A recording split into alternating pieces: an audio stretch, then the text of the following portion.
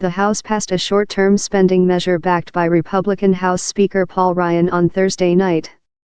However, that bill has not ended the threat of a shutdown because Senate Democrats are confident they have the votes to stop it from passing in the upper chamber. According to a senior Trump administration official, over the past 2 days, the White House has spoken with the co-authors of the bipartisan bill, Representative Will Hurd, R. Texas, and Representative Pete Aguilar, D. California. The official told News Pulse News that those conversations should be seen as an indication the Trump administration has interest in the bill. The official described the situation as fluid but noted the legislation was a position that some have encouraged us to look at. With a little over 24 hours left before the deadline for a budget deal to keep the government running, Democrats and Republicans remain at an impasse. Democrats are insisting that any agreement include a fix to address the expiring Deferred Action for Childhood Arrivals program. That initiative shielded so-called Dreamers, undocumented immigrants who were brought to the U.S. as children, from deportation. A source familiar with the situation said the USA Act, which is short for Uniting and Securing America, was also discussed on Thursday at a meeting led by Senator Dick Durbin, D.L., Representative Steny Hoyer, DMD, House Majority Leader Kevin McCarthy, and Senator John Cornyn, R. Texas. The source said that group plans to meet again and, in the meantime, the legislators who were unfamiliar with the USA Act plan to read up on it.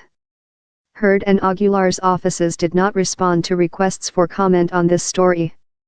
President Trump has sent mixed messages about his position on DACA. In general, the White House has said the president wants to sign a bill that allows the Dreamers to stay. But the administration has indicated Trump would sign off on a DACA fix only if it was paired with the border wall that was one of his signature campaign promises. On Wednesday, White House Chief of Staff John Kelly suggested Trump's notion of a wall had evolved to include other border security measures. In a series of tweets on Thursday morning, Trump denied he had evolved or changed his views in any way and declared, "The wall is the wall."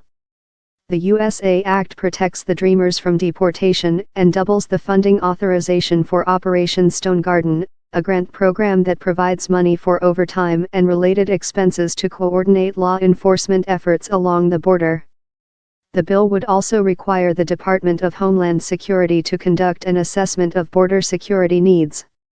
As it stands, the USA Act does not provide funding for any physical barriers along the border.